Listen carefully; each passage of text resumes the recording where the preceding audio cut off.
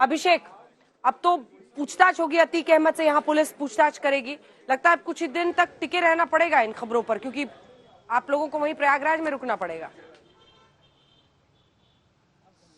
बिल्कुल अंजना, अब अगले कुछ दिनों तक तो यहीं रहना पड़ेगा। मैं जहां इस वक्त मौजूद हूं, ठीक पुलिस लाइन के सामने मैं इस वक्त खड़ा हूं और मेरे पीछे जो पुलिस लाइन है उसमें कुछ देर के बाद अतीक और असद दोनों को लाया जाएगा। इन दोनों का जो पुलिस रिमांड है अभी से शुरू हो रहा है और अगले 5 दिनों तक पुलिस उनसे पूछताछ करेगी। देखिए, बेटे की मौत के बाद, बेटे के एनकाउंटर के बाद से अतीक अहमद की जो हालत थी, जो हम लोगों ने कोर्ट में देखा, कोर्ट से निकलते हुए पुलिस वैन तक जब वो गया और उसकी जो हालत दिखाई दी, वो पूरा टूटा हुआ अतीक सामने दिखाई दे रहा था।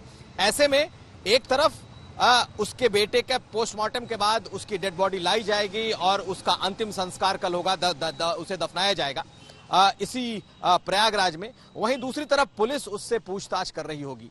निश्चित तौर पर बहुत सारी कड़ियां हैं ऐसी जो पुलिस जोड़ने की कोशिश करेगी कि आखिर इस इतने बड़े ऑपरेशन को इन लोगों ने अंजाम दिया, इतने शूटर उसमें आए, कहां से पैसे आए, कैसे कैसे ये भागे। तो अतीक अहमद इस हाल में, इस मनस्थिति में, जब उसके बेटे का एनकाउंटर हुआ है असद का, उसके बाद उससे पूछताछ होगी।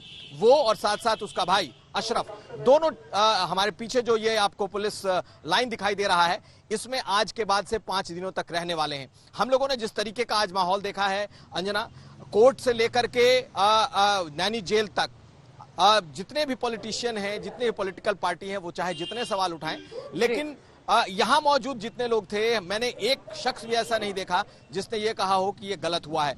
पढ़ी लिखी कौम, पढ़ी लिखी मानी जाती है वकीलों की फौज, जो लगातार ये कहती है कि हर चीज को कानून के कसौटी पे कसा जाना चाहिए।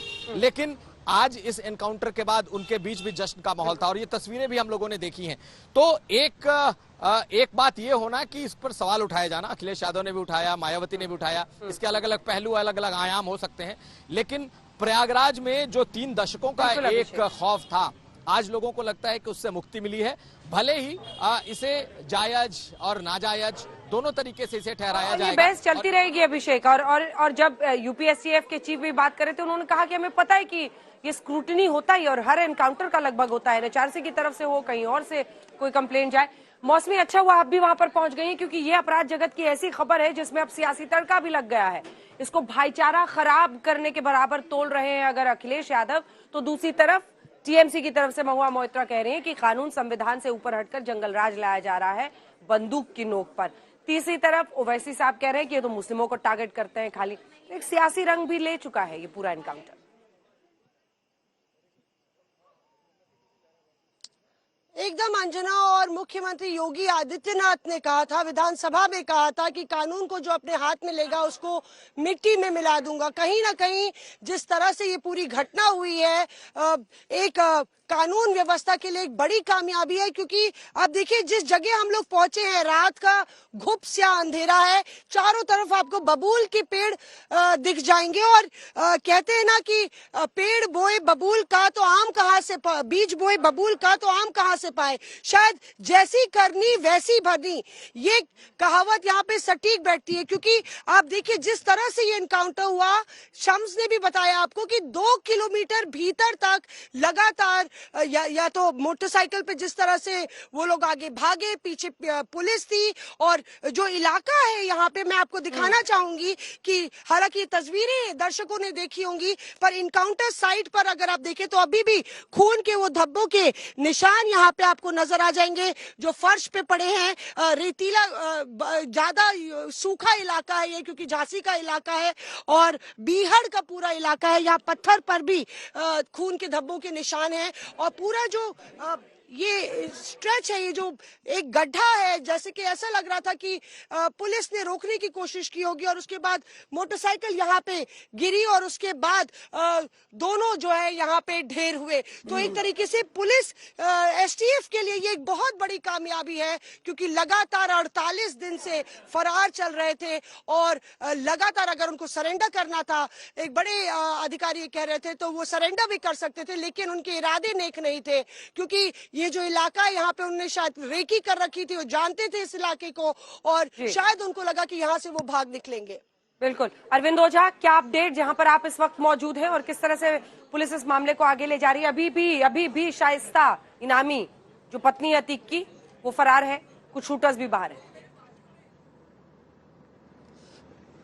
नहीं, देखिए अंजना, अभी कुछ देर पहले आपने कुमार अभिषेक से एक सवाल किया था कि अभी तो प्रयागराज में ही रहना पड़ेगा, अतीक और अशरफ है। लेकिन मैं आपको बताऊं, ये नहीं भूलना चाहिए कि इस पूरे हत्याकांड में शख्स जो सबसे ज्यादा सुर्खियों में आया था, गुड्डू मुस्लिम, जो लगातार बमबारी कर रहा था और उस बमबारी से ज्यादा नुकसान हुआ था, वो अब भी फरार चल रहा है।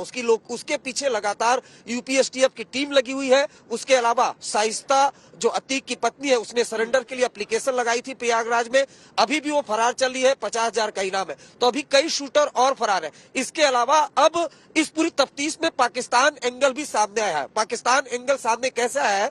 दरअसल यूपी एसटीएफ ने जब अतीक और अशरफ की रिमांड एप्लीकेशन लगाई थी, वो रिमांड एप्लीकेशन आज तक के पास मौजूद है और उसमें खुलासा ये किया गया है कि दरअसल अतीक और अशरफ पाकिस्तान से ड्रोन से जो हथियार पंजाब में पहुंचाए जाते हैं, पंजाब से वो हथियार खरीदते हैं अतीक और अशरफ।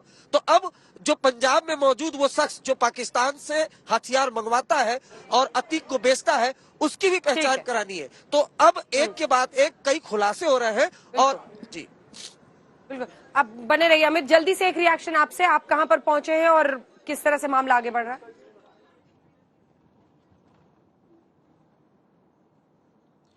बिल्कुल, देखिए कई सारे बड़े सवाल इस वक्त उठ रहे हैं, पॉलिटिकल सवाल उठ रहे हैं, लेकिन कहीं ना कहीं जिस तरह से अमिताभ यश कह रहे थे, वो अपने आप में एक वैलिड ग्राउंड है।